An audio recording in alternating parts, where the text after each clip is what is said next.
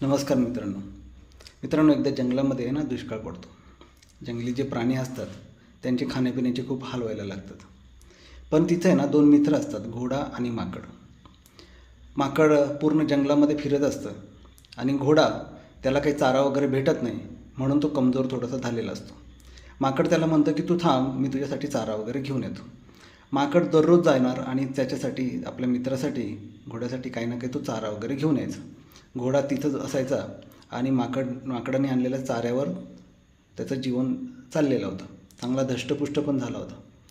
एकदा माकडाला जंगलामध्ये चांगली फळं वगैरे भेटतात. त्याला खूप आनंद होतो की दुष्काळाच्या काळामध्ये सुद्धा त्याला चांगली फळं, त्यांना पाळापाचोळा आणि चारा चांगला भेटला, तो घोड्यासाठी घेऊन जातो.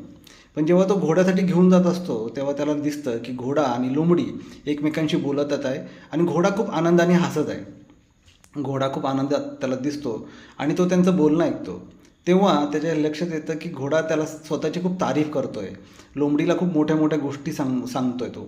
आणि लोंबडीला सांगतो की बाबा, हा जो माकड आहे तो खरंच माकड आहे. मी त्याला बेवकूफ बनवतो आणि हा रोज माझ्यासाठी जातो आणि चारा घेऊन येतो आणि मला कुठंच जायची गरज नाही. मला इथं बसलं सगळं भेटतं आणि मला जर काय आवडलं नाही त्याने आणलेला चारा पाचोळा तर मी त्याला रागवतोसुद्धा. ते सुद्धा तो ऐकून घेतो आणि परत दुसऱ्या वेळेस चांगला नीटनेटका चारा माझ्यासाठी घेऊन येतो.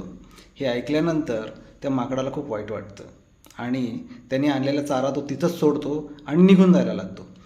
पण घोडा त्याला परत समजून यायचा प्रयत्न करतो, पण तरी तो माकड काही थांबत नाही, तो तिथून निघून जातो.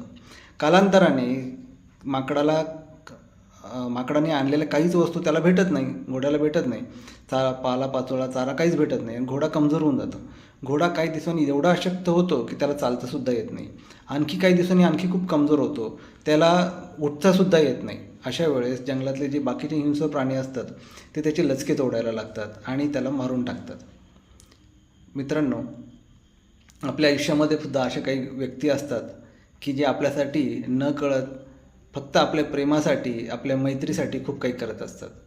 त्या गोष्टींना आपण ग्रँटेड घेतो, त्यांना आपण कमी लेखतो, त्यांची आपण काळजी घेत नाही आणि त्यांनी जे गोष्टी करतात आपल्यासाठी आपण त्यांना आपला हक्क समजून बसतो. त्याला म्हणजे मानसशास्त्राच्या भाषेमध्ये त्याला नार्कॅस्टिक थ्रेट असं म्हणतात किंवा इमोशनल डिव्हॅल्युएशन किंवा डिफेन्सिव्ह डिव्हॅल्युएशनसुद्धा म्हणतात. बघा, काही वेळेस बऱ्याचशा अशा गोष्टी असतात ना, आपण त्याच्याकडे लक्ष देत नाही, कदरच करत नाही त्या गोष्टींची.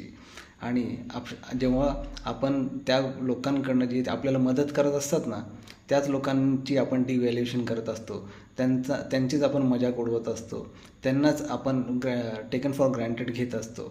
तेव्हा आपण असा नक्कीच विचार केला पाहिजे की जे लोक निस्वार्थीपणाने आपली मदत करत आहेत, आपली काळजी घेत आहेत, आपल्याला लागणाऱ्या सगळ्या वस्तू देत आहेत, आपण पण त्यांना तेवढंच महत्त्व दिलं पाहिजे.